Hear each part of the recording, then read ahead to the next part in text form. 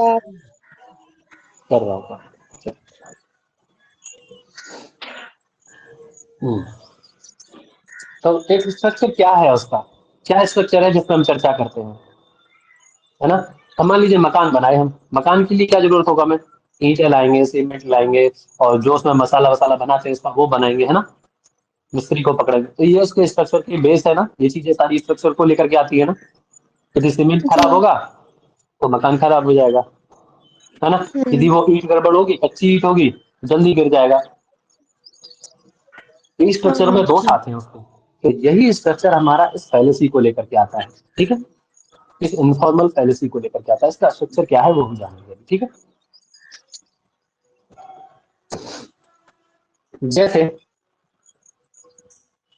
इसके स्ट्रक्चर की 3 टर्म होते हैं, there are 3 terms.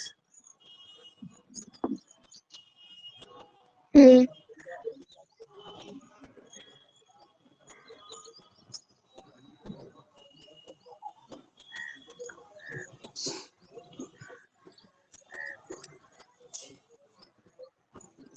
Major, major middle और कर, माइनर टर्म।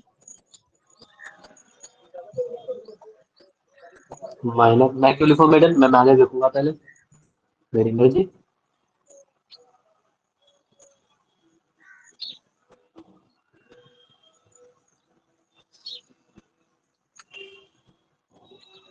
ठीक है, टर्म आप ढूंढ लीजिएगा इनके आगे, उधर लिख लीजिएगा, ठीक है। मेजर, माइनर, मेजर, ठीक है। ये 3 टर्म होते हैं किसी भी आर्ग्यूमेंट को क्या करने के लिए भैया,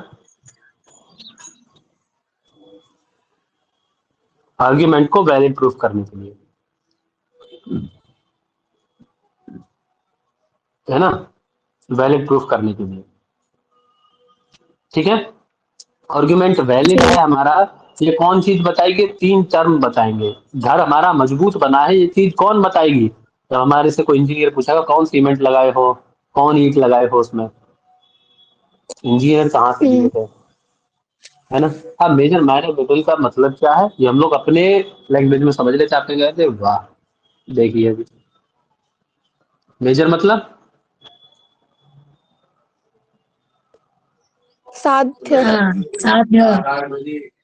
माइनर मतलब, पक्ष। पक्ष। पक्ष या पक्ष, हेतु। पक्ष। पक्ष या पक्ष, पक्ष। पक्ष।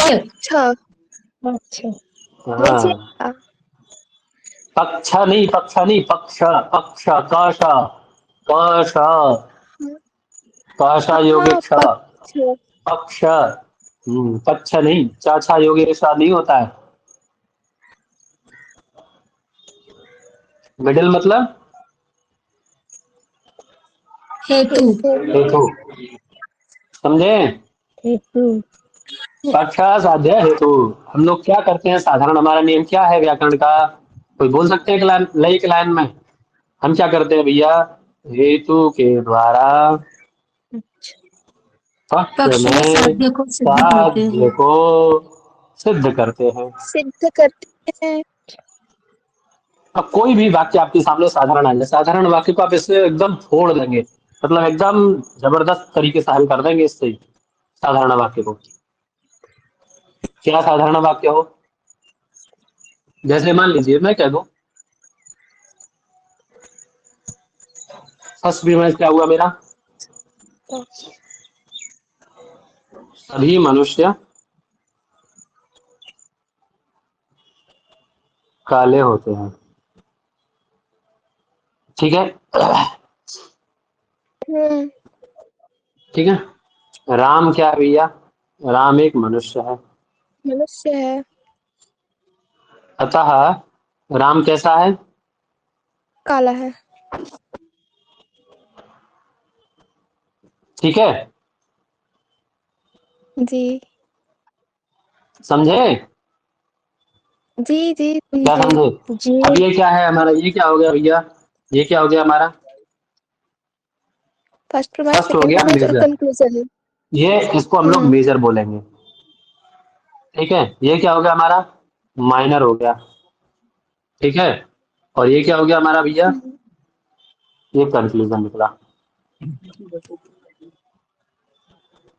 ठीक है, मेजर मतलब साध्य क्या था, इसमें क्या साधना था, हमें हमें ये काला देखना था। जैसे हम लोग पर्वत में वन्ही को साध्य साध्य बनाते हैं ना, साधते हैं अग्नि को, ऐसे में मनुष्यों में क्या जी। चीज साधनी थी, कालापन। कालापन। ठीक है ना। हाँ। अतः राम क्या है भैया, एक मनुष्य है। यहाँ हमें पक्ष क्या मिला, किस पक्ष में साध्य करना था उसको। जैसे हम लोग क्या कहते हैं भैया, ये सभी पर्वत कैसे, भैया ये पर्वत कैसा है कि जहां जहां धुआं होता है वहां वहां अग्नि होती है ना। अग्नि साध्य थी वहां, हमारी साध्य क्या था, अग्नि। और कहाँ अग्नि। साधनी थी, पक्ष रूपी पर्वत में। हम्म। पर्वत में उसको साध्य बना, साध्य साधना था। अतः यह पर्वत कैसा होता है भैया, साहचर्य व्याप्ति हो गई पहले में, और दूसरे में क्या हुआ, हमारा कंक्लूजन क्या निकला, ये पर्वत भी कैसा भैया, अग्नि वाला है। ऐसे ही क्या है, हमें साध्य क्या था, उस कालापन मनुष्य में। काला। ठीक है ना। हम्म। उसको उसके उस साध्य को सिद्ध करने के लिए पक्ष क्या बनाया हमने, माइनर टर्म क्या रहा हमारा, राम। मनुष्य। क्योंकि राम। राम में और अच्छा, हाँ, कालापन राम। साधना है। अतः हम क्या बोले भैया, कंक्लूजन क्या निकाला हमने कि राम काला है। ठीक है, जी। समझ में आई। हाँ हाँ। और इसके द्वारा कहीं भी घटा के देख लीजिएगा आप, और इसको हम लोग बाद में डिबेट करेंगे इस पर। अभी इतना ही रखते हैं, आगे चलते हैं।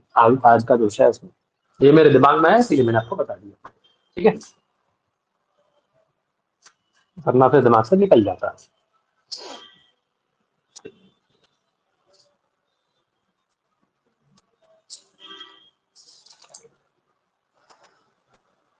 हम लोग आज चर्चा करने वाले थे, हाँ उसी को देख लेते हैं पहले।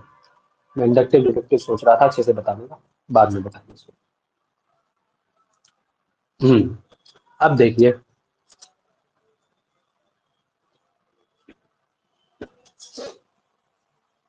एक मैंने आप लोगों को बोला था कि जो हमारी फॉर्मल फैलेसी होती है उसमें क्या होता है, sorry informal fallacy, formal fallacy में तो उसके स्ट्रक्चर में दोष आ जाता है। फॉर्मल फैलेसी में हम लोग क्या करते हैं, उसके मुख्य वाक्य फॉर्मल में ही फैलेसी में दोष क्या होता मुख्य है, मुख्य वाक्य में ही दोष आता है। मुख्य वाक्य में दोष आ इनफॉर्मल में। जाता है, यानी उसमें उसमें क्या होता है मुख्य भैया, वाक्य एक में। शब्द के अनेक अर्थ निकलने लग जाते हैं, है ना। क्या होता है, हाँ। एम्बिग्यूटी बोलते हैं उसको, क्या बोलते भाषागत हैं, दोष। एम्बिग्यूटी, है ना। हम्म। एम्बिग्यूटी, है ना, यानी एक शब्द के अनेक अर्थ, ये याद रखिएगा, एम्बिग्यूटी इस शब्द का प्रयोग किया जाता है ना। हम्म। ठीक है,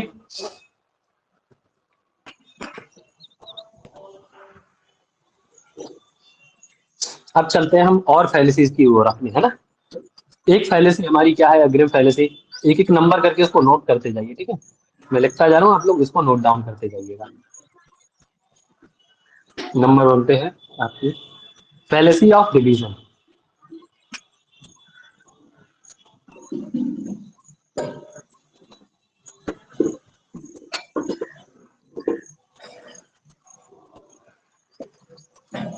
ठीक है, फैलेसी ऑफ डिवीजन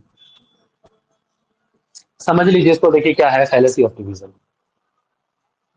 अपने तरीके से जो समझ में आए, फिर उसके आगे उतना जितना आपको अच्छा लगे, पूरी बात में जो निष्कर्ष निकले उसको लिख लीजिएगा उसके आगे, ठीक है। फैलेसी ऑफ डिवीजन क्या है वो समझ लीजिए। जैसे हम लोग क्या करते हैं भैया, इसमें इसमें हम लोग होल को लेकर के पार्ट पे जाते हैं, होल टू पार्ट जाते हैं। क्या करते हैं भैया, होल टू पार्ट जाते हैं। होल टू पार्ट मतलब किसी एक बड़े हिस्से से एक छोटे हिस्से का निष्कर्ष निकालते हैं। जैसे मान लीजिए, जैसे मैंने कहा अभी कि सभी भारतीय अच्छे चरित्र के होते हैं, है ना। क्या है भैया, सभी भारतीय कैसे होते हैं, चरित्रवान या अच्छे चरित्र के। चरित्र, अच्छे चरित्र के होते हैं। अतः राम एक भारतीय है, तो राम भी कैसा हुआ, अच्छे चरित्र का हुआ। अच्छे चरित्र अच्छा वाला। अच्छा, तो ये क्या हुआ हमारी, ये कौन सी फैलेसी हो गई, फैलेसी ऑफ डिवीजन। एक बड़े हिस्से के आधार पे हमने एक छोटे हिस्से का, एक पार्ट पे वो निर्णय निष्कर्ष निकाला, निकाले। है ना। जी। तो अब जैसे, है ना, ये तो आपने सही किया। अब ये हमें क्या निकालना है, हमें फैलेसी निकालनी है। हमें कोई अच्छाई नहीं बतानी किसी की, हमें क्या करना है, हमें दोष दिखाना है उसमें। हाँ, दोष आ जाता है हमारे दिमाग में। जैसे मान लीजिए हम क्या करते हैं कि कोई ऐसा एक स्थान जो बेहद ही बदनाम हो, जैसे मान लीजिए जैसे हमारे उत्तर प्रदेश बिहार को बहुत बैकवर्ड दृष्टि से देखा जाता है, पूर्वी उत्तर प्रदेश और बिहार को। हम्म, पश्चिमी उत्तर प्रदेश को तदपि अभी बहुत दिल्ली से एनसीआर से सटा हुआ है, तो इसके कारण थोड़ा सा उसका अच्छा हो गया है ना। रिस्पेक्ट है। लेकिन अभी जी। पूर्वी उत्तर प्रदेश और बिहार को थोड़ा सा हेय दृष्टि से देखते हैं लोग। जब आप बाहर जाएंगे तो कहाँ से कि वहां से हैं तो वो थोड़ा सा हेय दृष्टि से देखते हैं।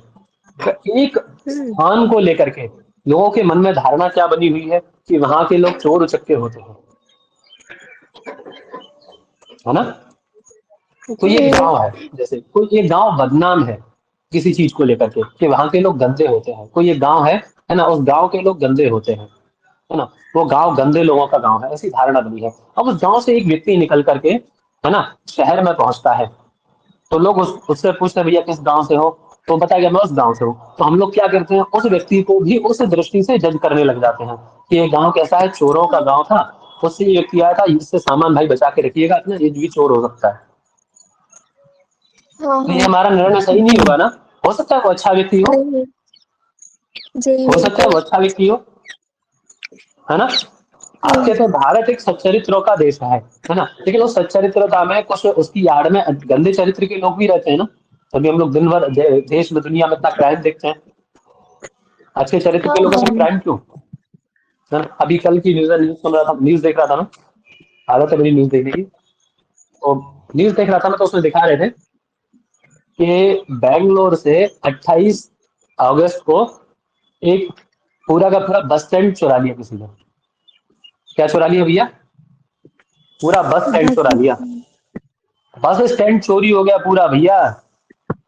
मतलब 28 तारीख को चोरी हुआ, उसकी रिपोर्ट देखिए। हाँ, 28 तारीख को चोरी हुआ, रिपोर्ट भी उसकी 30 तारीख को, पता भी नहीं लगा 2 दिन किसी को कि बस स्टैंड चोरी हो गया यहाँ से। 10 लाख रुपए का था वो, मतलब ऐसा बता रहे हैं उसमें, मतलब इतने रुपए लग चुके थे उसमें, उसका स्ट्रक्चर बन रहा था, एक फ्रेम बना हुआ था उसका स्टील का, हम्म, वो चोरी हो जाता है वहां से और किसी को पता ही नहीं रहता। 2 दिन बाद उसकी रिपोर्ट होती है, नगर निगम वाले लोग 2 दिन बाद उसकी रिपोर्ट कराते हैं। और आज तक अभी मतलब कितनी अभी तक किसी का वैलिडिटी? पता नहीं है। आज देखिए कितनी डेट हो गई, सितंबर अभी, कितने सितंबर हो आठ गए, अक्टूबर सितंबर हो गया, हम्म, सितंबर अक्टूबर आ गया अभी देखिए, तो ये है। देखिए, तो ऐसा नहीं कह सकते आप कि एक एक जगह पे कुछ अच्छे लोग भी होते हैं और कुछ बुरे लोग भी होते हैं ना। तो अब उस गांव को लेकर के कि ये चोरों का गांव है, वो फेमस है, ये चोरों का गांव हो सकता है कि वह व्यक्ति चोर ना हो, अच्छा हो, तो हम लोगों की धारणा क्या बन जाती है लेकिन उसके प्रति कि ये भी चोर होगा। सोने उस वाले समय भी। कौन दोष आ जाता है, यदि हम ऐसी धारणा बनाते हैं तो तुरंत हमारे अंदर कौन सी फैलेसी आ जाती है भैया, फैलेसी ऑफ डिवीजन फालतू ऑफ हमारे अंदर आ डिवीजन। जाता है। यानी हम उस जी। होल को लेकर के एक पार्ट पर भी ये आरोप लगाने लग जाते हैं। ठीक है, क्लियर है, जी जी। समझ में आ गया सबको अभी ये, सबको समझ में आ हाँ गई हाँ। Fallacy of division. हाँ, ऐसे प्रश्न मैंने देखे थे एक दो, है ना, और वो बताऊंगा भी मैं आपको, है ना। आगे सेकंड नंबर की फैलेसी देखिए अभी।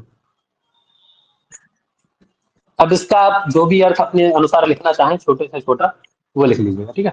मैंने इसीलिए इसका अर्थ ज्यादा कुछ बताया नहीं, अपने आप से आप ज्यादा अच्छा लिख पाएंगे, ठीक है। अब आती है फैलेसी ऑफ कंपोजिशन।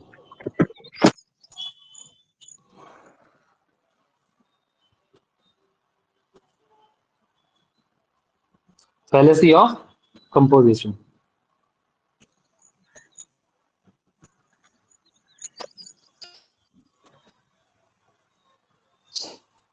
चलिए। फैलेसी ऑफ कंपोजिशन क्या है, देखिए, जैसे जैसे हम लोग क्या कर रहे थे यहाँ, होल से पार्ट को जज कर रहे थे ना, होल को देख करके पार्ट को जज कर रहे थे, जी। इसका उल्टा हो जाता है इसमें, है ना। इसमें क्या करते हैं हम लोग, पार्ट टू होल करते हैं, पार्ट टू होल। होल।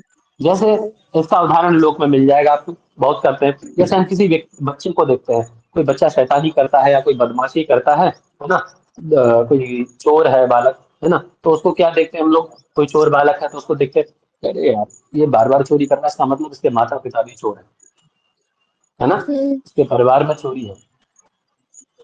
ये आपको प्रायशः देखने को मिल जाएगा। हम लोग माता पिता भी कहते हैं भाई देखो बाहर जा रहे हो तुम ये ध्यान रखना कि वहाँ कोई ऐसी गड़बड़ी मत करना जिससे हमारे परिवार पर आक्षेप आए। अर्थात एक पार्ट को लेकर के आप होल को जज करते हैं। लोक में हम लोग करते हैं ऐसा हाँ ना, जी जी किसी का बिल्कुल। बच्चा कोई गलत काम कर लेता तो कहते हैं देखिए कैसे ऐसे संस्कार दिए इसके माता पिता ने। अर्थात इसके माता पिता में भी वही संस्कार होंगे जो बच्चों में होते हैं, वही संस्कार मतलब जो माता पिता में संस्कार होते हैं वही बच्चे में आते हैं। हम लोग या तो पार्ट टू होल जाए या होल टू पार्ट जाए, ध्यान रखना है ठीक है।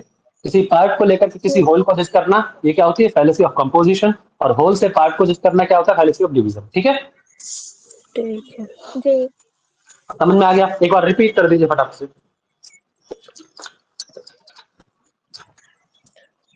फैलेसी ऑफ डिवीजन में ये होता है कि हम होल से पार्ट की ओर जाते हैं।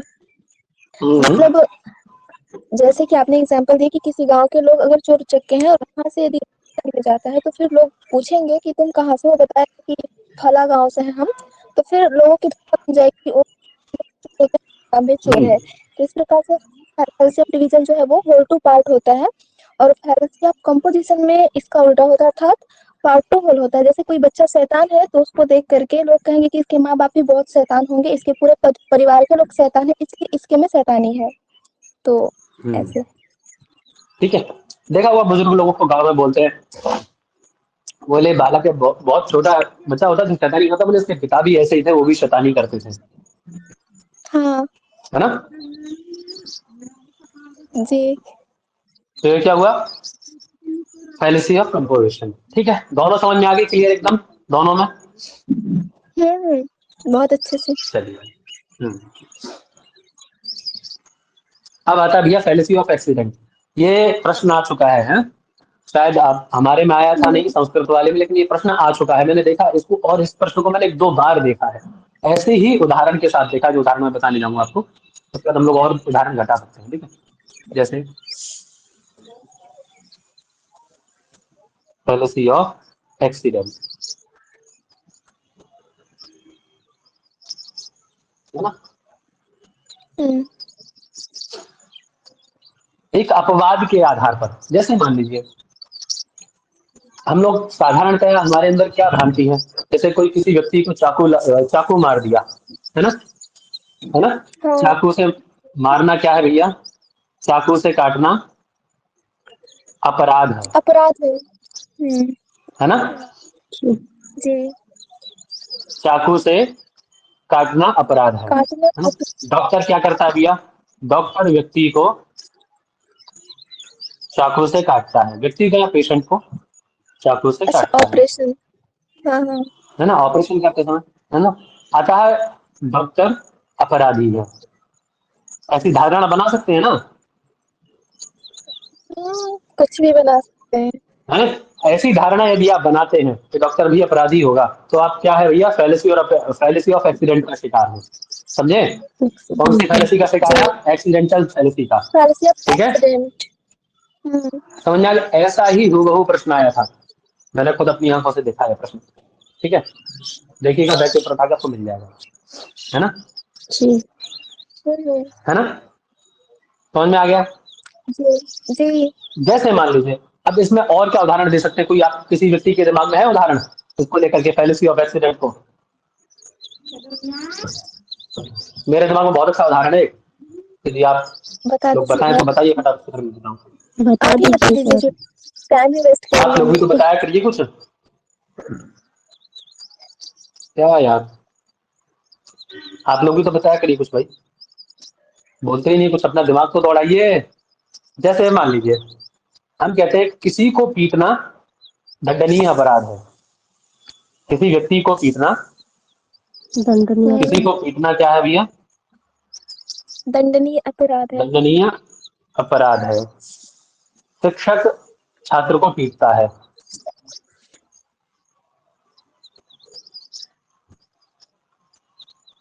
ठीक है, और शिक्षक क्यों पीट रहा है क्योंकि उसको चीजें समझ आ जाए, है ना। अब तो पीट नहीं सकते आप किसी को भी, थोड़ा सा वीडियो बना के डाल दिया मतलब गया, है ना। हाँ, मानवाधिकार वाले आ जाएंगे उठा के ले जाएंगे आपको, है ना। लेकिन हम लोगों के देखिए पुराने समय में क्या मतलब था, है क्या था, देखिए अभी भी सरकारी स्कूल में आप जाइए, देखिए गवर्नमेंट स्कूल में अच्छे से धुनाई होती है यहाँ पे बढ़िया एकदम, है ना। वास्तव में देखिए ये एक हाँ हाँ, शिक्षक बहुत का अच्छे से। अधिकार है। मेरा मानना है आप शिक्षक के हाथ में छड़ी दे दीजिए, देखिए कैसे सुधर जाएंगे सब। आपको कोई हम्म, वो बनाने की आवश्यकता, कोई जेल खोलने की थाना या जेल खोलने की आवश्यकता नहीं पड़ेगी। आप बस उस शिक्षक के हाथ में दोबारा उसकी छड़ी वापस कर दीजिए जो आपने छीन लिया उसके जी। हाथ से। हम लोग यही कमी कर देते हैं हम्म, बस। क्या कर दिया, उस शिक्षक के हाथ से वो अब दायित्व तो ही घर छीन लिया वाले हम ही लोगों ने। पहुंच जा रहे हैं कि आपने है ना, मारा क्यों। पहले क्या है ना, पहले क्या था, पहले बच्चे को दे आते थे, बोले हड्डी हड्डी हमें दे देना, खाल खाल आपकी भैया। जो उसके शरीर पे सही खाल बात है है। वो आपकी है, हड्डी हमें दे देना वापस। है ना, तो बच्चा कुछ बनता था, देखिए बन के निकलता था वहां से कुछ, है ना, एक योग्य हो जाता था वो व्यक्ति। लेकिन अब शिक्षक भी वो नहीं रहे, है ना। देखा जाता है बहुत सारे मतलब लोगों को वो अपनी भड़ास निकालते हैं बच्चों पे, है ना, किसी उसको लेकर के मारते हैं, हम्म, उसको बहाने लेकर के मारते हैं, है ना। तो क्या था भैया, किसी किसी को पीटना दंडनीय अपराध है, लेकिन शिक्षक छात्र को पीटता है, उसका उद्देश्य क्या है, वो सुधर जाए, ठीक है। अतः शिक्षक क्या हुआ भैया, हम्म, अतः शिक्षक अपराधी है। अपराधी है। अपराधी है, सिर्फ है ना, एक्सीडेंटल के थ्रू। तो है ना, ठीक है। जी यदि हम जी। उसको अपराधी मानते तो है, ये फैलेसी ऑफ एक्सीडेंट है, ठीक है। अपवाद दोष। समझ में आ गया। छे। चलिए, अपने दिमाग से भी उदाहरण खोजिए ऐसे ऐसे, है ना। और आगे चलता है भैया, fallacy of complex questions. Fallacy समझ लीजिएगा, आप मैं कॉम्प्लेक्स क्वेश्चन लिख देता हूँ, बहुत लंबा हो जाएगा ना।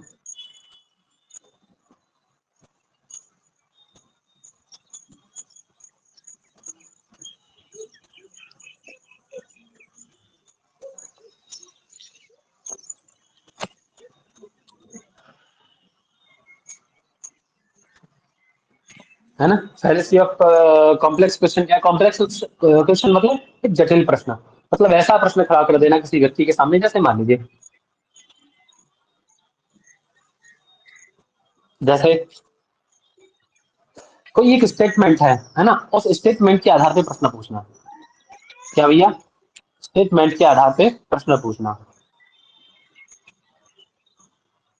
ठीक है। स्टेटमेंट के आधार पे प्रश्न पूछना, है ना। जैसे मान लीजिए हम किसी से कहते हैं भैया,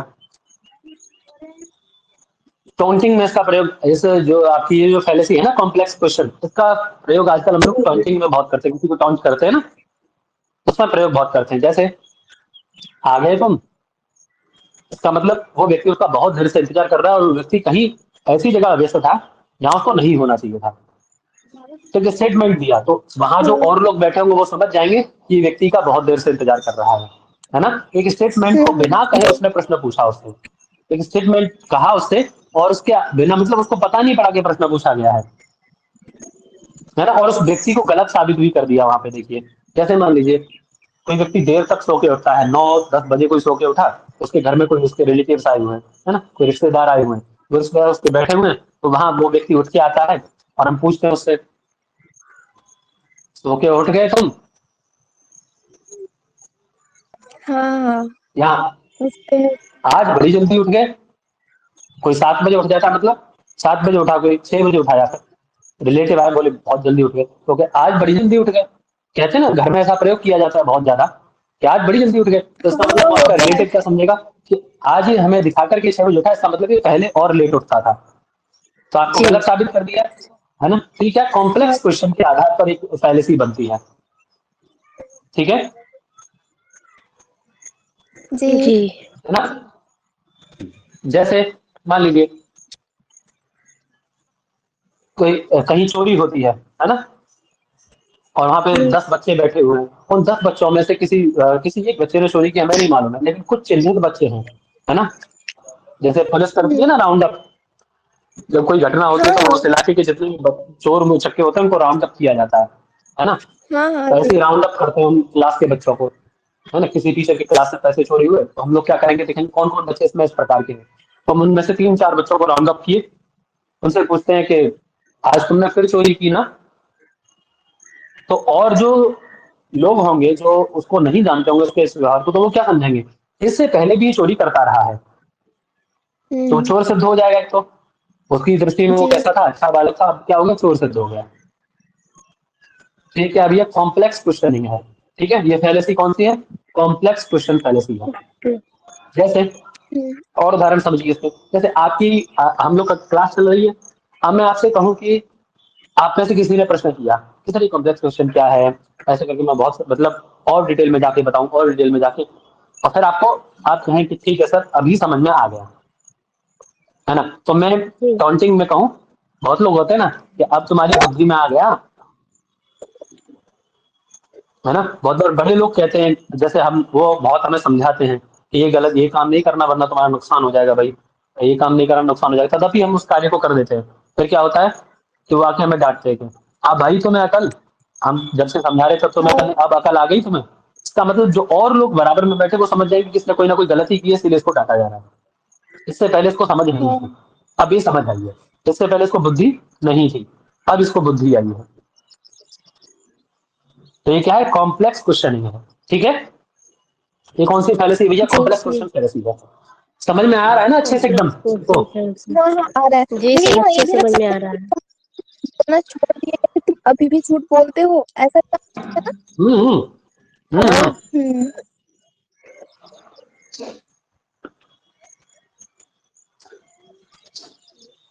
जैसे हम किसी बच्चे को डांटते हैं या पिटाई करते हैं, पूछते हैं अब पढ़ाई करोगे तुम, मारते मारते या डांटते डांटते पूछते हैं ना कि अब करोगे गलती दोबारा, हाँ हाँ। अब करोगे गलती दोबारा, पूछते हैं ना। तो ये क्या कॉम्प्लेक्स क्वेश्चनिंग है, एक स्टेटमेंट दे रहे हैं उसके आधार पे प्रश्न पूछ रहे हैं, एक स्टेटमेंट के आधार पे प्रश्न पूछ रहे हैं। ठीक है, जी। जी हाँ बोले या ना बोले, बात एक ही है, हाँ लड़ाई नहीं यानी करता था। स्टेटमेंट भी सही है ना, आपका स्टेटमेंट भी सही और जो क्वेश्चन पूछा वो भी सही। ठीक है, हम्म।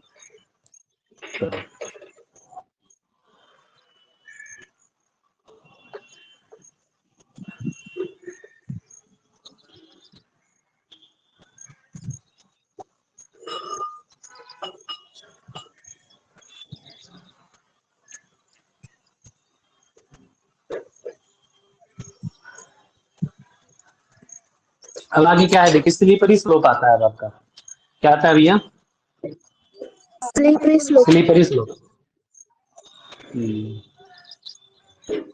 नाम बहुत सुना था इसका, आज देख भी रहे, स्लीपरी स्लोप। स्लीपरी स्लोप क्या है, जैसे मान लीजिए इसमें हम क्या करते हैं, बहुत सारे अंशों का प्रयोग करते हैं, एक के बाद एक के बाद एक, एक के बाद एक, ऐसे बहुत सारे उनका प्रयोग करके फिर एक कंक्लूजन पहुंचते हैं, एक कंक्लूजन निकालते हैं, है ना। एक दो तीन चार कितने भी कर सकते हैं उसमें। जैसे उदाहरण समझिए, यदि आप मान लीजिए हम एक कंपनी में है ना, एक कंपनी है हमारी, ठीक है, उस कंपनी का, है ना, मैं एचआर हूँ, है ना। अब आप 10 लोग मेरे नीचे कार्य करते हैं, ठीक है। अब मैंने क्या किया, एक व्यक्ति को बोनस दिया, ठीक है, एक व्यक्ति को क्या दिया भैया, बोनस दिया सैलरी में, है बोलो। ना। यानी 10,000 रुपए उसको एक्स्ट्रा दे दिए मैंने। क्या किया, 10,000 रुपए एक्स्ट्रा दे दिए उस व्यक्ति को, उसने काम अच्छा किया था, मैंने 10,000 रुपए एक्स्ट्रा दे दिए। अब दूसरा व्यक्ति आता है कि सर मैं भी इसके साथ में प्रोजेक्ट में मैनेजर था, है ना, मैं भी इसके साथ प्रोजेक्ट मैनेजर था, तो मुझे भी वो सैलरी, मुझे भी वो बोनस चाहिए। तब मैं उसको क्या कहता हूँ, यदि मैं तुम्हें सैलरी दूंगा तो मुझे तीसरे को भी देनी पड़ेगी, तीसरे को दूंगा चौथे को भी देनी पड़ेगी, चौथे को दूंगा पांचवे को देनी पड़ेगी, ऐसे करके मेरी सैलरी, मेरे पास जो पैसे हैं वो खत्म हो जाएंगे, है ना। पैसे खत्म हो जाएंगे तो हमारी जो कंपनी है वो बैंक करप्ट हो जाएगी, बैंक करप्ट हो जाएगी तो हमें लोन लेना पड़ेगा, लोन लेना पड़ेगा तो हमारा मतलब एकदम कंपनी ठप हो जाएगी, है ना। तब एक निष्कर्ष पे पहुंचते हैं, ऐसे बहुत सारे उदाहरणों को देकर के, है ना। जैसे समझिए और समझिए, जैसे मान लीजिए मेरे पास, हम 50 लोग हैं पढ़ने वाले, 50 लोगों मेरे पास में 55 लड्डू हैं, ठीक है, क्या है भैया, 55 लड्डू है मेरे पास में, 55 लड्डू। है ना, है ना। और हम लोग कितने हैं भैया, 50 लोग हैं। अब मैंने एक एक लड्डू सबको बांट दिया। अब आप लोगों में से जो अच्छा पढ़ने वाला बच्चा था उसको मैंने एक एक्स्ट्रा दे दिया। अब दूसरा व्यक्ति आता है, वो कहेगा भैया मुझे भी लड्डू एक्स्ट्रा चाहिए, है ना, उसको आपने दिया मुझे भी दीजिए। तब मैं कहूँगा कि वो अच्छा पढ़ता है इसीलिए मैंने उसको अच्छा दे दिया, एक लड्डू एक्स्ट्रा दे दी मैं तुम्हें देता हूँ, और 50 लोगों को भी मुझे दोबारा देना पड़ेगा, मेरे पास सिर्फ 55 लड्डू हैं। कितने स्टेटमेंट दिए देखिए उसमें मैंने, कितनी बातें बताई उसको, जी कि मेरे पास 55 लड्डू है, मुझे तो मैं तुम्हें दूंगा तो मुझे और लोगों को भी देना पड़ेगा, है ना? फिर मुझे लड्डू और लाने पड़ेंगे, उतने मेरे पास पैसे नहीं है, उसके लिए मुझे लोन लेना पड़ेगा। मैं किसी से लोन लूंगा तो उसको मुझे देना पड़ेगा तो मेरी छवि खराब होगी, अतः मैं लड्डू तुम्हें नहीं दे सकता। एक हाँ। निष्कर्ष निकालते हैं लास्ट में जाकर के। कंक्लूजन तक पहुंचने के लिए कितने स्टेटमेंट दिए हमने? ये क्या है? स्लीपरी स्लोप है। क्या है भैया ये? जी, स्लीपरी स्लोप। समझ में आ गया? राई का जी पहाड़ बनाना। ये भी कह सकते हैं। जी समझ में आ गया ना? जी। जी भैया, लड्डू से आया समझ में। मिलेगा नहीं। चलिए, अब आती है रेड हियरिंग। क्या है भैया? Red herring. रेड है।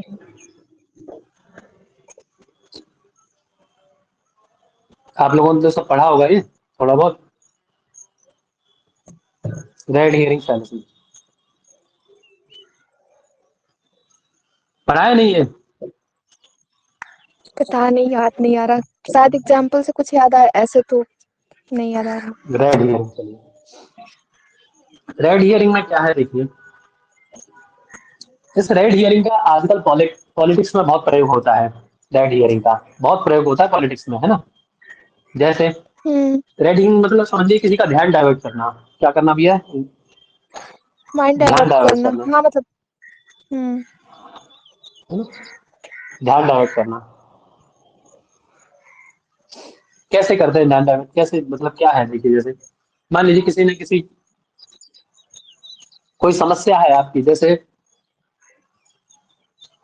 आजकल आप लोग डिबेट देखते हैं टीवी में, डिबेट न्यूज में डिबेट देखते हैं, डिबेट न्यूज चैनल पे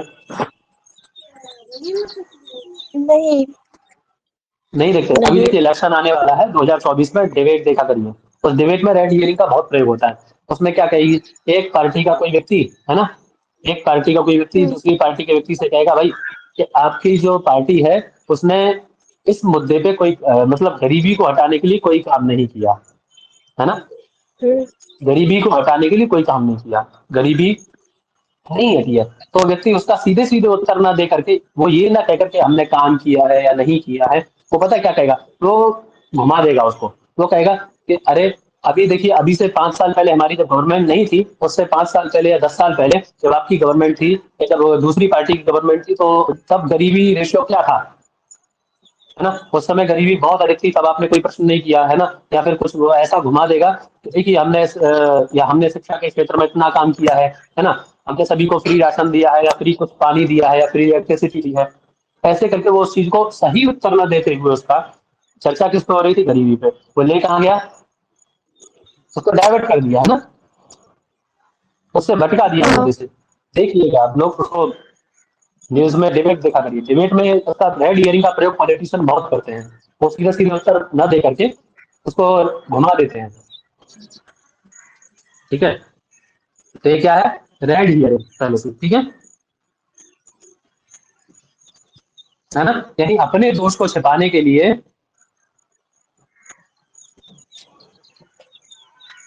है ना, बात को पलट देना।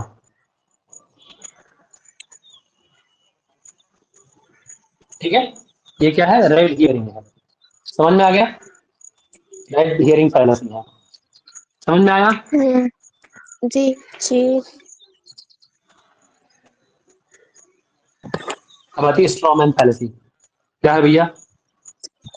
Strowman fallacy. Straw man fallacy. Straw man fallacy.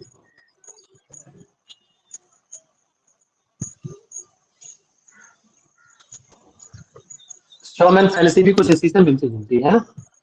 इसमें क्या किया जाता है भैया? इसमें जो प्रश्नकर्ता होता है ना, प्रश्न करने वाला, जिसने कोई भी क्वेश्चन किया है, प्रश्नकर्ता का जो प्रश्न होता है ना, ये प्रश्न को इसमें बिल्कुल कमजोर कर दिया जाता है ना? प्रश्न को कमजोर कर दिया जाता है। कमजोर मैं कर बिल्कुल दिया अपनी जाता लैंग्वेज में बता रहा हूँ आपको, है ना, समझाने के लिए। अपनी लैंग्वेज में बता रहा हूँ, ये बिल्कुल देसी लैंग्वेज में। इसमें क्या किया जाता है? ये कोई क्वेश्चन किया किसी व्यक्ति ने, उसके क्वेश्चन को बिल्कुल नेगेटिव कर दिया जाता है, बिल्कुल नकारात्मक, माइनस कर दिया जाता है एकदम। उसको कोई वरीयता नहीं दी जाती उसको, एक जगह क्या था, उसके क्वेश्चन को डाइवर्ट कर दिया गया था, यहाँ डाइवर्ट नहीं किया जाता है, वहां उसको कमजोर मतलब बिल्कुल नेग्लेक्ट कर दिया जाता है ना। ठीक है, जैसे मान लीजिए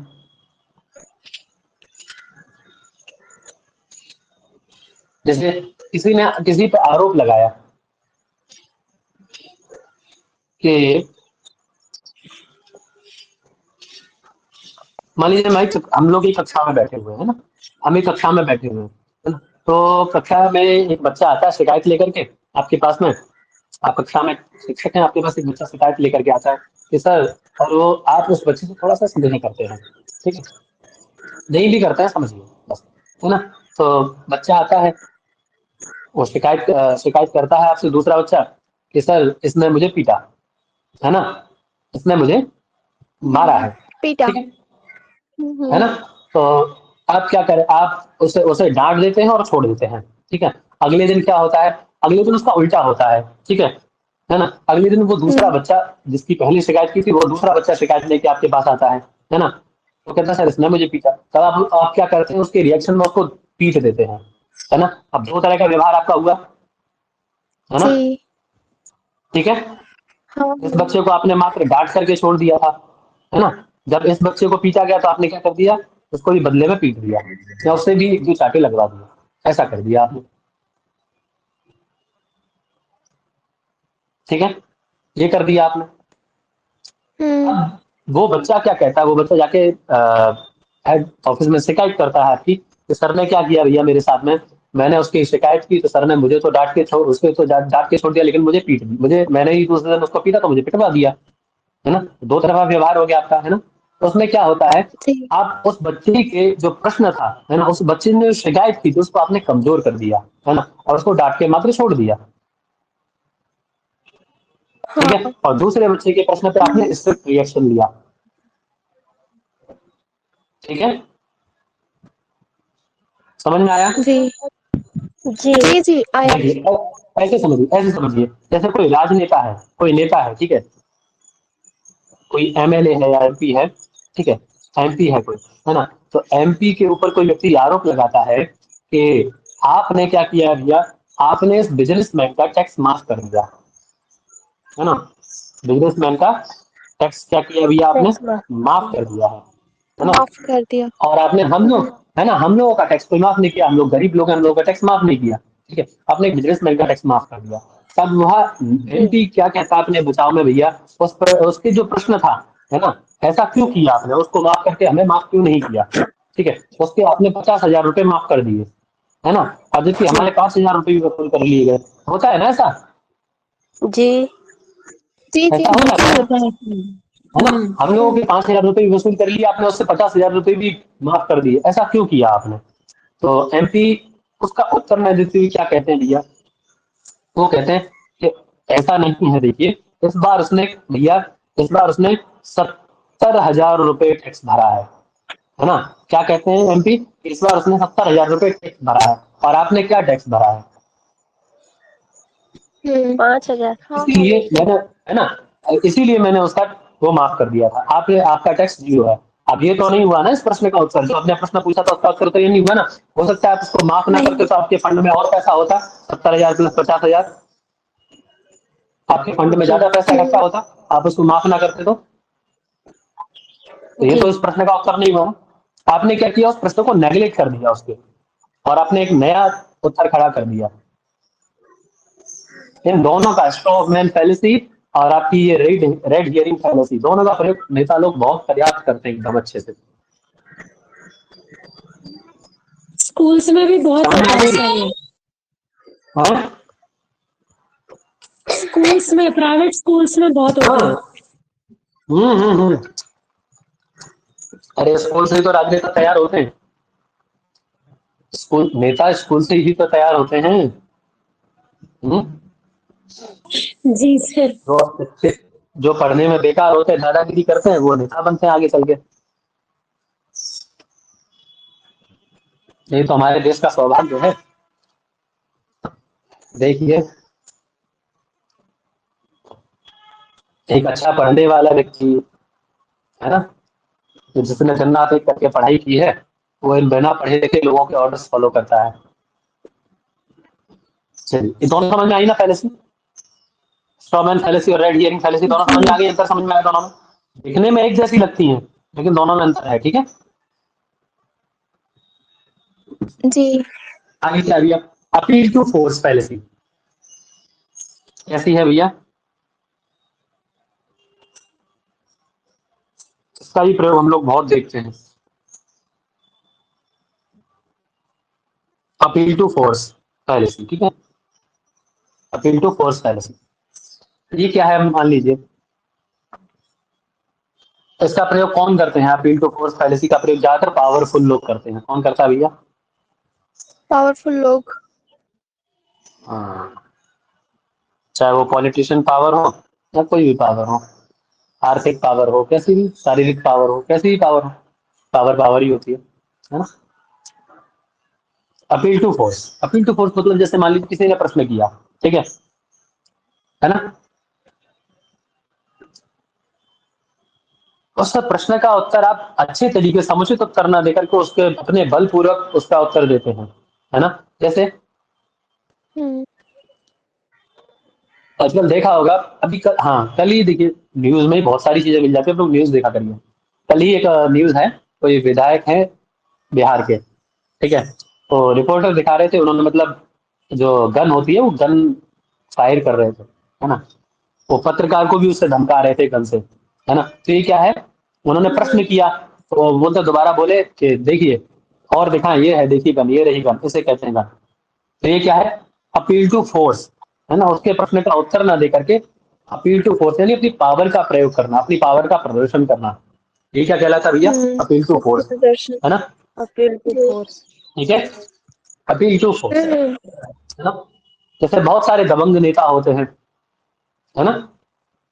दबंग नेता होते हैं, उनको क्या कहते हैं? जैसे जी। किसी ने प्रश्न किया उससे कि आपने ऐसा क्यों किया भाई, आपने ऐसा क्यों किया? तो वो सही उत्तर ना देकर के उसका बलपूर्वक उत्तर देते हैं, बोले बताया तो मैं क्यों किया ऐसा। स्कूल में इसका प्रयोग बहुत होता है, अंकिता जी ने जैसा भी कहा, इसका भी प्रयोग स्कूल में बहुत होता है। जैसे मान लीजिए कोई टीचर है ना? थोड़ा रूड है, खड़ूस जिसे बोलते हैं, रूड है थोड़ा। अब उसके पास बच्चे प्रश्न पूछने जाते हैं, बोले गुरुजी आपने ये ऐसे सही से नहीं बताया था, इसको जरा सही से बता दीजिए, या आपने ये गलत पढ़ा दिया हमें थोड़ा, इसको ऐसे नहीं ऐसा होना चाहिए था। तो वो टीचर क्या करेगा, आगे चल के एग्जाम में जब कॉपी चेक करेगा उसकी, तो कॉपी चेक करके उसके नंबर कम कर देगा। ये क्या हुआ? अपील टू फोर्स हुआ। या कोई रिवीजन टेस्ट होते हैं जो क्लास में, है ना? टेस्ट वगैरह होते हैं ना क्लास में, मंथली टेस्ट होते हैं, जी। रिवीजन टेस्ट होते हैं पेपर से पहले, उसमें वो उसको कम नंबर देगा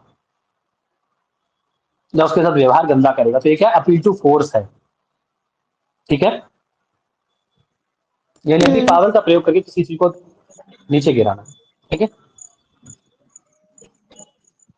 जी अपील टू फोर्स समझ में आया अच्छे से? जी जी जी। जी आया अपील आया टू, समझ में। अब देखिए अपील टू पीटी, है ना? यहाँ क्या है भैया? हम्म। पीटी माने दया, है ना? हम्म। एक होता है कागज से किसी से काम कराना, है ना? कि करोगे नहीं करोगे भाई, हाँ। कार्य करते हो नहीं करते हम्म। हो, ये क्या हुआ? अपील टू फोर्स हुआ, ठीक है? एक होता है हाथ जोड़ के विनम्रता से कि भैया हम बहुत गरीब हैं और ये बड़ी आपकी मेहरबानी होगी, हाथ पैर जोड़ के, उसके पैर छू के, हाथ जोड़ के अपना काम नहीं, बहुत लोग हैं ऐसे निकलवा लेते हैं अपना काम। तो ये क्या है? अपील टू पिटी, है ना? दया की भीख मांग करके।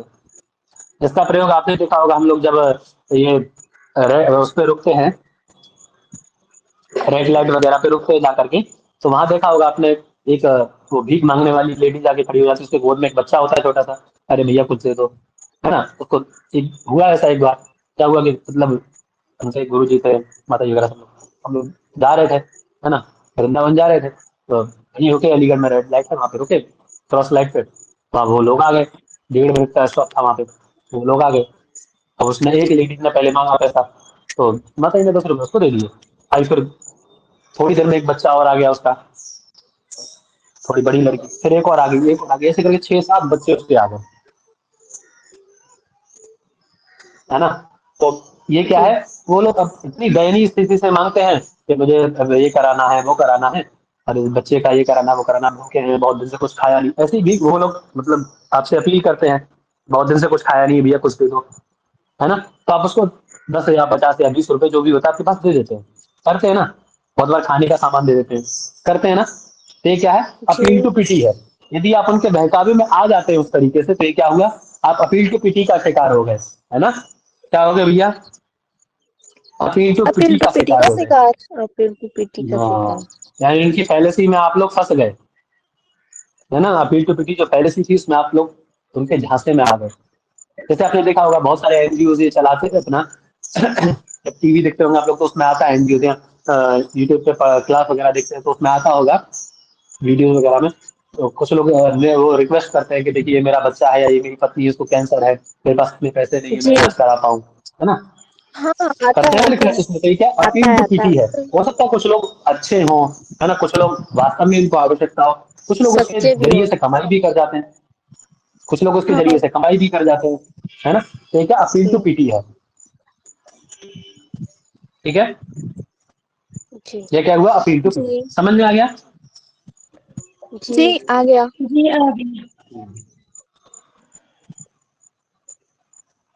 सबको समझ में आया? जी सर। क्या जी करना मतलब? अपनी दयनीयता दिखा करके, है ना? अपनी दयनीयता दिखा करके अपनी बात को मनवा लेना,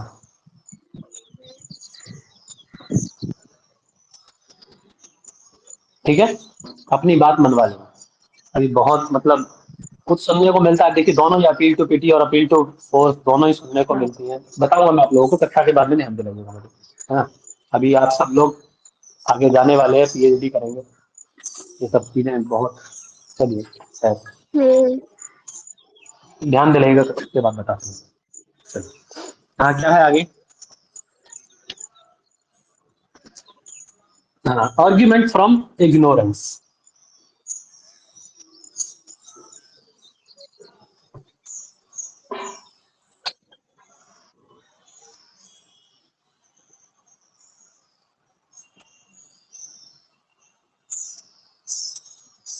ठीक है, आर्ग्यूमेंट फ्रॉम इग्नोरेंस, ठीक है?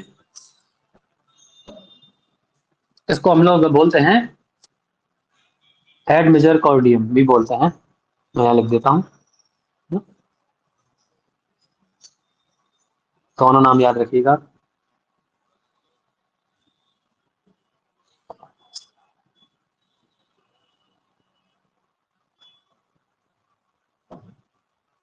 ठीक है, यू है ये ना,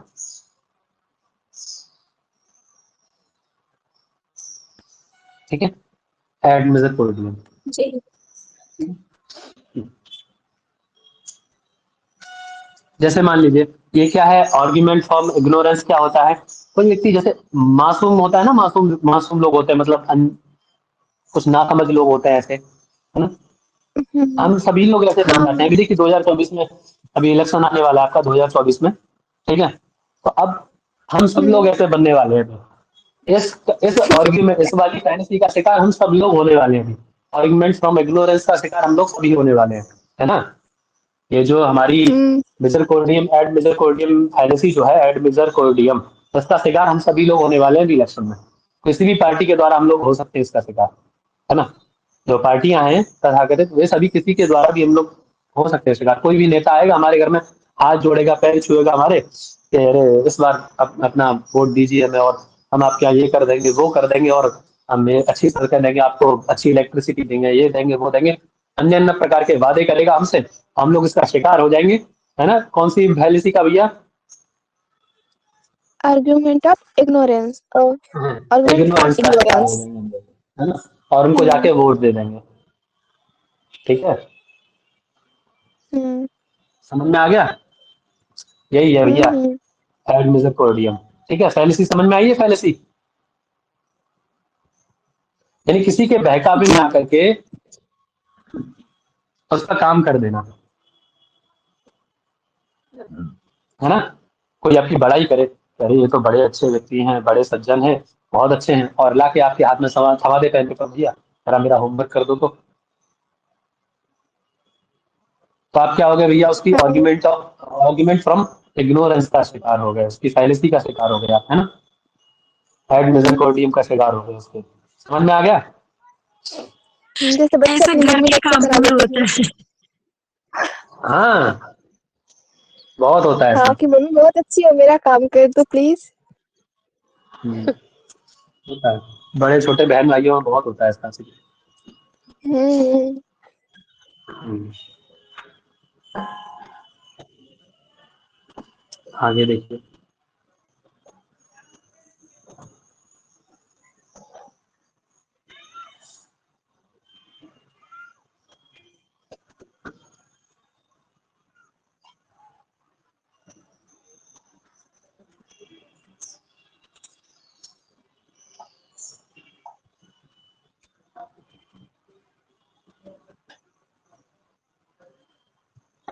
एड होमिनियम, ठीक है, क्या है भैया? Argument of argument argument ad of hominem. Ad, ठीक है, एड होमिनियम, हम्म। ठीक है, आर्ग्यूमेंट ऑफ एड होमिनियम, ये क्या है? argument of it,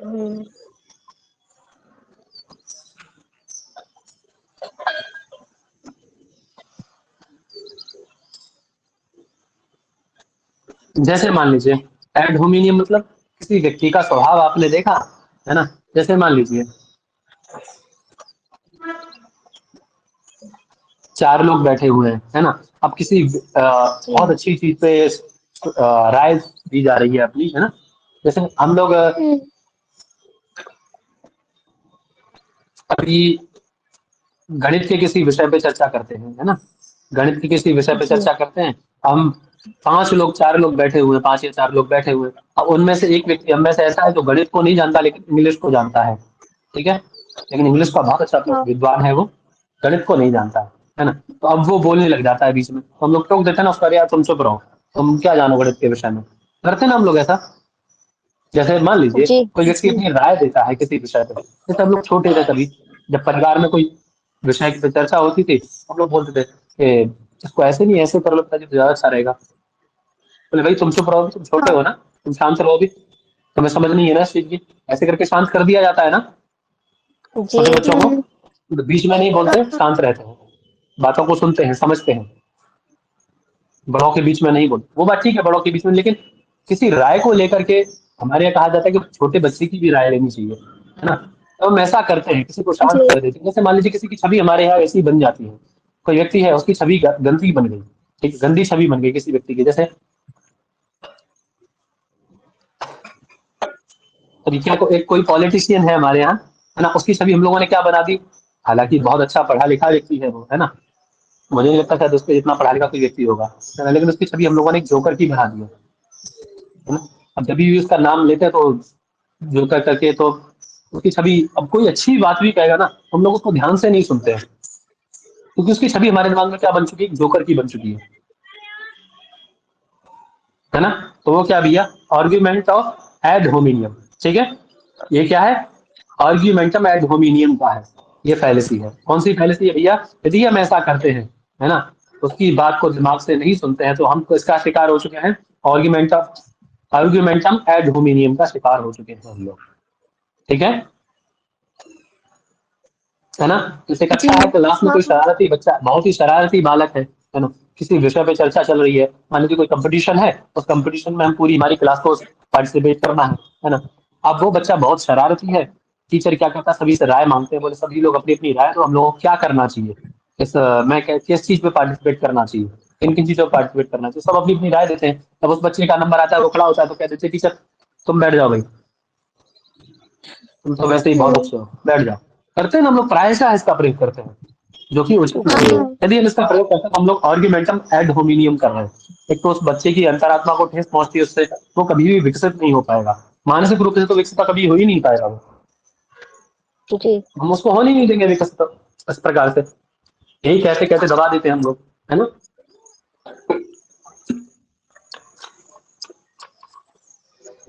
जैसे पुराने समय में लड़कियों को बहुत किया जाता था ये कार्य, है कह रहे ये औरत है, लड़की है, इसकी क्या राय ली जाएगी, होता था ना।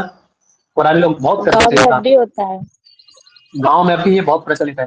तो ये क्या है भैया, आर्ग्यूमेंटम एड होमिनियम फैलेसी है, ठीक है ना। हो सकता है व्यक्ति जी उस विषय पे राय ना देकर के किसी और विषय पे बहुत अच्छी राय दे, है ना। तो इसीलिए हमें सबकी राय लेनी चाहिए, सबको समझना चाहिए। यदि हम ऐसा नहीं करते तो हम लोग आर्ग्यूमेंटम एड होमिनियम का शिकार हैं, ठीक है, जी क्लियर है। जी सर। जी भैया क्लियर है।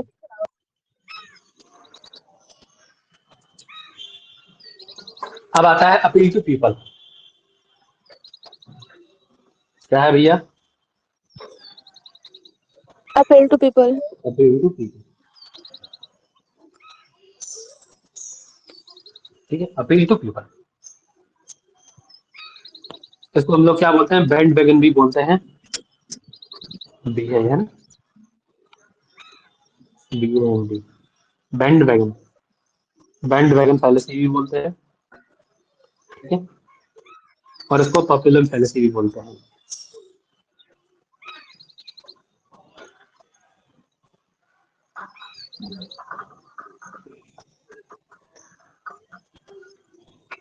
ठीक है, पॉपुलर फैलेसी भी बोलते हैं, बैंड वैगन फैलेसी भी बोलते हैं, और अपील टू पीपल भी बोलते हैं इसी को, ठीक है। तीन नाम है इसी के। जैसे मान लीजिए लोक में हम लोग क्या बोलते हैं इसको भैया, भेड़ चाल बोलते हैं ना, भेड़ चाल, हाँ हाँ हाँ, है ना। एक के जैसे पीछे सब चल। जैसे मान जैसे मान लीजिए अभी अंधविश्वास, है ना, अंधविश्वास में इसका प्रयोग बहुत किया जाता है। जैसे मान लीजिए अभी सपोज करिए आप एक पत्थर लीजिए, है ना, और उस पत्थर पे थोड़ा सा कलर वलर करके और रख दीजिए उसको, लाल पीला करके उसको, और उस पर दुमाला वाला चढ़ा दीजिए कपड़े वपड़े। अभी देखिए उधर से ही उस पर शुरू, फूल वहीं माला पे उस की पे बरसात। धूपबत्ती दिया हाँ सब जलना शुरू। ये क्या है, भेड़ जी। चाल है, भेड़ चाल है ये, हम्म। है ना। ऐसा होता है प्रायः। हम लोगों का जो विद्यालय है वो गंगा के किनारे है एकदम, है ना। तो वहाँ जो बदतमीज टाइप के लड़के हैं ना, जो कुछ करते धरते नहीं है ना, जो वैसे वैसे कमाना नहीं चाहते, वो लोग क्या करते हैं, वो लोग यही काम करते हैं। वो लोग बड़े बड़े दो पत्थर ले लेते हैं, देखा है मैंने उनको, दो तीन बार तो मार के भगाया वहां से उसको पीट के। इससे लोगों में अंधविश्वास, मतलब अंधविश्वास पैदा होता है और अश्रद्धा होने लग जाती है हम लोगों के धर्म के प्रति। किसी का लोग फायदा जी उठाते हैं बोलने के लिए कि आपका धर्म ऐसा है वैसा है, बहुत मतलब इसका बहुत फायदा उठाते हैं लोग, बोलते बहुत है, उनको मौका मिलता है सब बोलने का, क्योंकि हम लोग ऐसा करते हैं। उन लोगों ने क्या किया, दो पत्थर रखे वहां पे, उस पर थोड़ा सा कलर वलर लगाया, सिंदूर उंदूर लगा के मालाएं पड़ा दी और चुनरी उड़ा दी उसको। वहीं चढ़ी हुई माला है जो गंगा जी में चढ़ी हुई थी, वहां से उठाई चुनरी, गंगा जी पे चढ़ी हुई, वहीं से वो उठा के धूपबत्ती वगैरह लगा दी वहीं पे। कुछ नहीं किया उन्होंने, कहीं से कुछ नहीं लाए, और ज्यादा बड़े बच्चे नहीं थे, सिर्फ 14-15 साल के लड़के थे तो उन्होंने रख दिया वहां पे। जी अब वहां पे भैया आधा घंटे बाद अमावस्या थी, अमावस्या पे मतलब शुरू वहां पे फिर, क्योंकि वहां पास में ही मतलब एक अच्छा सा मंदिर है, बहुत अच्छा मंदिर है, जहाँ ये कर्ण जो सभावन सोना बैठ करके दान करते थे जिस स्थान पे, वो स्थान है वहीं पे, उनकी अधिष्ठात्री देवी है कल्याणी, जिनकी आराधना से वो सभावन सोना प्राप्त करते थे और फिर उसको दान करते थे।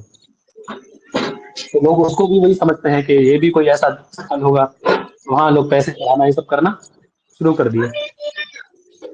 तो ये क्या है, एक भेड़ चाल है, एक व्यक्ति चल गया तो उसके पीछे पीछे चलते चले जा रहे हैं दूसरे, कुछ अपना दिमाग लगाते ही नहीं, है ना। तो ये क्या है भैया, बैंड वैगन है ना, पॉपुलर फैलेसी है, क्या है, अपील टू पीपल फैलेसी है, ठीक है।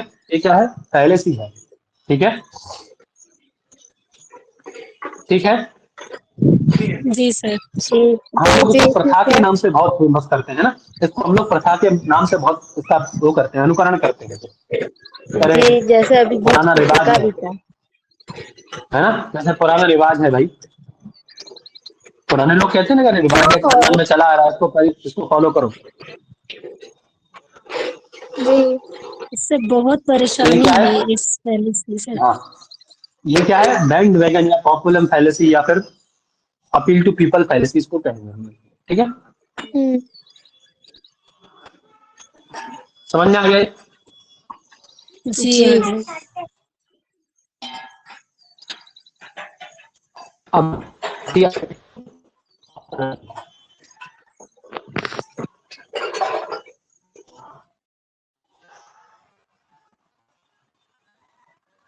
भैया आवाज एडोमिनियम वाली समझ में आ गई थी ना? एडोमिनियम वाली समझ में आ गई थी ना अच्छे से? जी आ गई थी। आवाज नहीं आ रही क्या मेरी? हाँ, अभी उसका आई है, विपरीत। अब सुना दे मुझे। बीच में नहीं आ रही थी। हाँ, उसका विपरीत है ये, ठीक है? क्या है भैया? उसका विपरीत है ये, अपील टू अथॉरिटी, ठीक है? एडोमिनियम का विपरीत है, आर्ग्यूमेंटम एडोमिनियम जो था उसका विपरीत है ये, अपील टू अथॉरिटी। जैसे मान लीजिए हम किसी एक व्यक्ति की छवि को देख करके निर्णय कर लेते हैं कि यार ये तो ठीक नहीं है, इसकी राय लेनी नहीं चाहिए, नेग्लेक्ट कर देते हैं ना उस व्यक्ति को। ऐसे यहाँ क्या करते हैं, मान लो कोई व्यक्ति बिना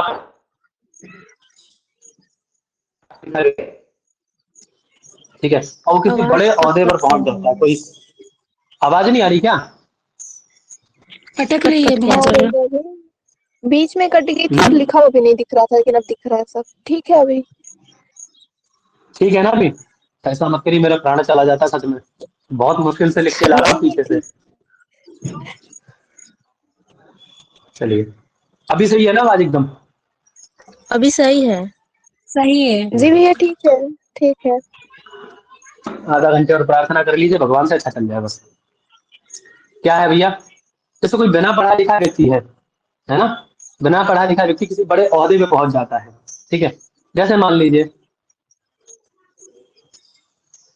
कोई नेता ऐसा है ना जो पढ़ा लिखा नहीं है ना, और बड़ा मंत्री या कुछ बन जाता है, वो आकर के आपको एडवाइस दे कि नहीं नहीं आपके ग्रंथ गलत है, तो क्या है, अपील टू अथॉरिटी, और लोग उसको मानते भी है, स्वीकार भी करते हैं उसको। जब आप स्वीकार कर लेते हो तो क्या होता है, अपील टू अथॉरिटी हो जाता है ना? हाँ, आप एक व्यक्ति को मान नहीं रहे थे, उसकी बात नहीं सुन रहे थे, लेकिन यहाँ आप बिना पढ़े लिखे व्यक्ति को भी मान ले रहे हैं, है ना? ठीक है, जी अपील टू अथॉरिटी नाम की फाइलेसी है, ठीक है? ठीक है, जी जी ठीक है। और केवल जी। और उदाहरण में दे लिखा सकते के हैं उसकी बातें मान रहे हैं। है ना? कोई और उदाहरण में दे सकते हैं, जैसे कोई बहरूपिया है मान लीजिए, है ना? वो संत का वेश धारण कर लेता है, तो बहरूपिया क्या कर लेता है भैया, संत का वेश धारण कर लेता है, और वो आपको संत का एडवाइस देने भी लग जाता धारण कर है लेता है। ना? वो आपको एडवाइस देने लग जाता है। तो ये क्या है, और हम लोग उसकी बातों में आ जाते हैं, क्या, अपील टू अथॉरिटी है, ठीक है ना? जी। जैसे मान लीजिए अभी कुछ दिन पहले मैं एक वीडियो देख रहा था, है ना?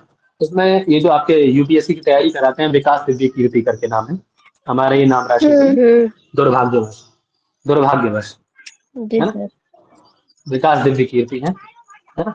उन्होंने एक दोहा उठाया रामायण का, है ना? उस पे उन्होंने ऑब्जेक्शन किया कि यहाँ राम ऐसा लिखते हैं, यहाँ तुलसीदास स्वयं ऐसा लिख रहे हैं, या वाल्मीकि रामायण उठाई, सॉरी, उन्होंने वाल्मीकि रामायण का प्रमाण दिया, तो वाल्मीकि जी यहाँ खुद लिखते हैं ऐसा कि राम ने ऐसा कहा कि जिस प्रकार से कुत्ते के द्वारा सूंघे जाने से घी अशुद्ध हो जाता है, वैसे सीता तुम भी अशुद्ध हो गई और तुम मेरे द्वारा ग्राह्य नहीं हो। ऐसा श्लोक उन्होंने बोले, ये जी मेरे पास साक्ष्य है इसका, वीडियो में वो दिखा रहे थे, शायद आप लोगों ने देखा हो उसको, जी। जी है ना? देखे थे। उसको प्रमाण, और लोगों ने उसको मान भी लिया, लोगों ने उसको मान भी लिया कि अरे ये भैया बहुत अच्छा, अरे हो सकता है भाई अपनी लाइन में वो बेस्ट हो सकता है ना? वो अपनी लाइन में बेस्ट हो सकता है, इसमें कोई दो राय नहीं, हो सकता है वो हिंदी को अच्छे से जानते हो, है ना? हो सकता है वो अधिकारी जी। हैं, वो उस विषय को जानते हैं, यूपीएससी को ग्राउंड से जानते हैं, एकदम बेस ग्राउंड जानते हैं उसका, लेकिन आवश्यक नहीं वो शास्त्रों को भी जाने, संस्कृत को जाने, ठीक है? उसी का एक व्यक्ति ने खंडन किया, फिर जाकर के कोई पुराण से लेकर के उसको संबंधित करके। हमारे यहाँ देखिए, कोई भी ग्रंथ आपको पढ़ना है, आप देख पाए होंगे, एक ग्रंथ हमारे यहाँ दूसरे ग्रंथ से कनेक्ट करता है, दूसरा ग्रंथ तीसरे जी। ग्रंथ से कनेक्ट करता है। यदि आपको इस बात को सिद्ध करना है तो आपको ये ग्रंथ भी पढ़ना पड़ेगा, ये भी ग्रंथ पढ़ना पड़ेगा, ये भी ग्रंथ, तब जाकर आप किसी कंक्लूजन पे पहुंच पाएंगे। आप एक ग्रंथ को पढ़ करके कोई निर्णय देंगे तो आप समझ लीजिए बहुत बड़े भ्रम में है, बहुत बड़ी फैलेसी में जी रहे हैं आप, ठीक है? उसका समाधान क्या दिया फिर भैया? तो बताएंगे, बाद में बताएंगे, चलिए, है ना? तो ये क्या है भैया, अपील टू ऑथोरिटी फैलेसी है, यानी किसी हम बिना पढ़े लिखे व्यक्ति का, है ना? हमारी दृष्टि में तो भैया हमारे ग्रंथ को नहीं जानता, बिना पढ़ा लिखा है वो, ठीक है? तो बिना पढ़े लिखे व्यक्ति का किसी बात पर ओपिनियन देना, जो उस विषय को जानता ही नहीं है, उसको ओपिनियन देना, तो क्या है, और उसको लोग मान भी लेते हैं, क्या है, अपील टू ऑथोरिटी है, ठीक है, जी। क्लियर है? जैसे मान लीजिए इसका बहुत अच्छा उदाहरण हम दे सकते हैं, जैसे बहुत अच्छा उदाहरण हम दे सकते हैं, जैसे मान लीजिए, जैसे मान लीजिए, जैसे आप देखते होंगे ना, जो ऐड आते हैं, ऐड आता है ना बीच में साबुन का या उसका ऐड आता है ना, तो हाँ। बड़े बड़े एक्टर्स करते हैं ऐड को, बड़े बड़े एक्टर्स ऐड करते हैं ना, जी। और साबुन का कॉस्ट क्या है भैया? 10 रुपए का साबुन है वो। 10 रुपए का साबुन ऐड कौन कर रहा है? अमिताभ बच्चन, महान एक्टर। क्या वो उस 10 रुपए के साबुन से नहाते होंगे? और वो उसमें कभी कहते नहीं। क्या? मेरी त्वचा का राज। वो कहते क्या उसमें? मेरी त्वचा का राज, मेरी खूबसूरती का राज, है ना? पर लोग उसको देख करके कि हाँ ये अमिताभ बच्चन 10 रुपए के इस साबुन से नहाते हैं, जाकर के वही खरीद लेते हैं फिर हम भी। तो ये क्या है? अपील टू ऑथोरिटी है ना? ओके। बिना सोचे समझे किसी चीज को एक्सेप्ट कर लेना। ठीक है। जी। समझ में आ गया? एक तो व्यक्ति किसी जी चीज को सर। प्रैक्टिकल करके फिर आपसे कहता तो उसे ठीक है ना? लेकिन बिना प्रैक्टिकल के कोई व्यक्ति आपको मूर्ख बना रहा, हम बन जाते हैं उसमें, है ना? जैसे बहुत सारे प्रोटीन वे के ऐड होते हैं कि मेरा पहले मैं बहुत दुबला पतला था, फिर मैंने ये प्रोटीन वे खाया, फिर मैं इतना हैवी हो गया, इतना वेट गेन किया मैंने, इतना वेट लॉस किया मैंने इससे खा के, है ना? तो ये क्या है? अपील टू ऑथोरिटी है। ठीक है, और हम लोग उसको मान लेते हैं, वो प्रोटीन खरीदने लग जाते हैं, उसकी डिमांड बढ़ जाती है मार्केट में। ठीक है, जी सर। समझ में आ गया ये? जी। जी जी आ गया। आगे है,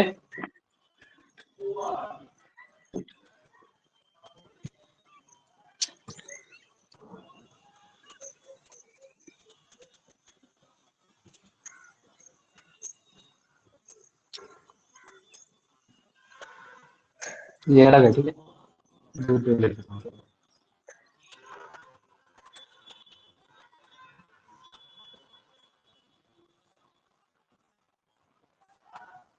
इग्नो रेशियो एलएनसी, क्या भैया? IGNOU ratio LNC. ठीक है,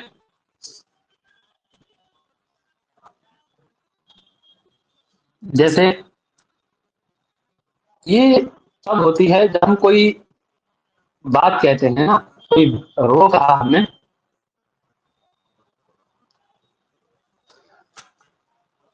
आवाज आ रही है मेरी? जी आ रही है। हमने कोई बात कही, ठीक है, और वो हमारे निष्कर्ष से कहीं तक भी मिलती नहीं है ना?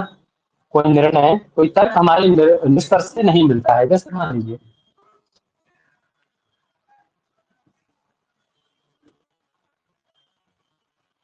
यानी ये भी कह सकते हैं उसको स्वीकार करते हुए अस्वीकृत करना।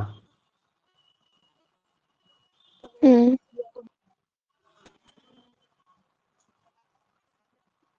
जैसे मैं कहूँ आपसे कि राम बुद्धिमान ठीक है ना? अतः राम की बुद्धिमत्ता का परीक्षण होना चाहिए। तो देखिए, राम बुद्धिमान है और राम की जब बुद्धिमान है तो उसकी बुद्धिमत्ता का परीक्षण हाँ, क्या आवश्यकता है करने की? यहाँ क्या है? स्वीकार करते हुए भी अस्वीकार करना। ठीक है, ये क्या है? जी। इग्नोरेशन एलएनसी, पहले इग्नोर इग्नोर करते हुए उसको स्वीकार करना। ठीक है, ये लैटिन कुछ वर्ड है। ठीक है, हाँ। जी।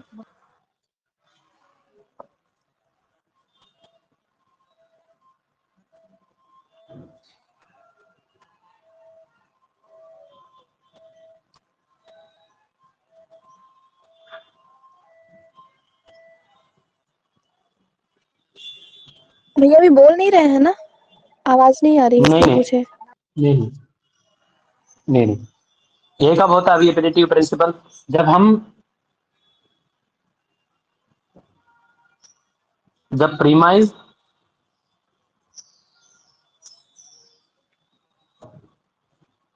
और कंक्लूजन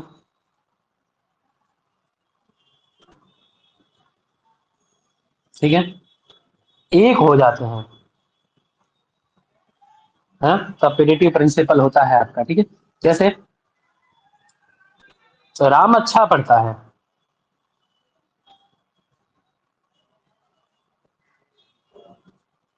क्योंकि वो पढ़ने में अच्छा है। मतलब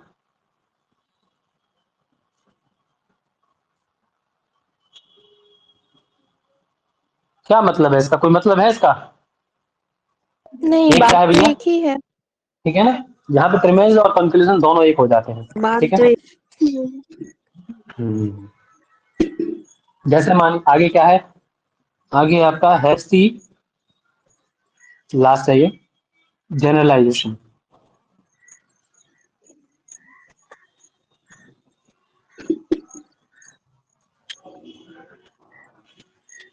है ना, हैज दी जनरलाइजेशन मतलब शीघ्रता से किसी चीज में निर्णय कर लेना।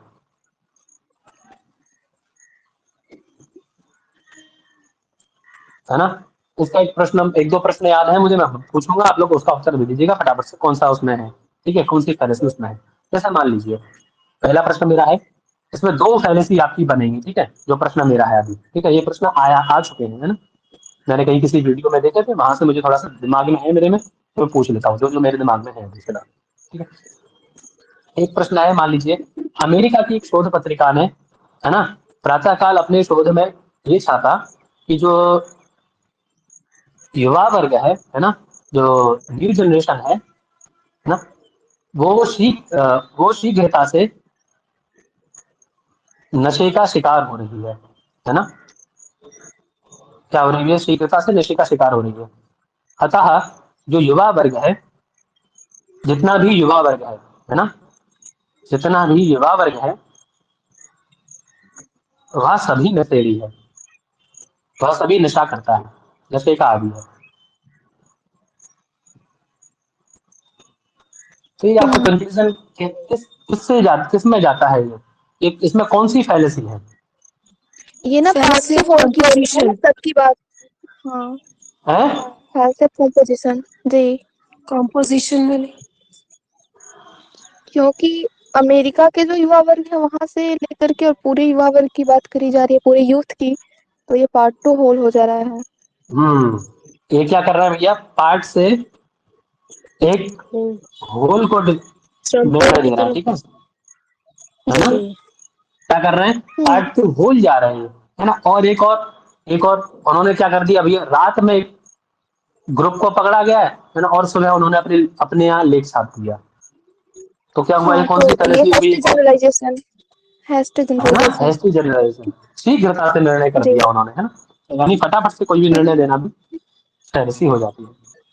ठीक है। जी जी हम्म, समझ में आया सबको?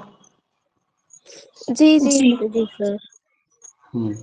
एक दो क्वेश्चन और देखता हूँ मैं, ये वीडियो रोक दो एक मिनट, रुक जाओ, रिकॉर्डिंग रोक दो, है ना, फिर आप आराम से क्वेश्चन सॉल्व करेंगे।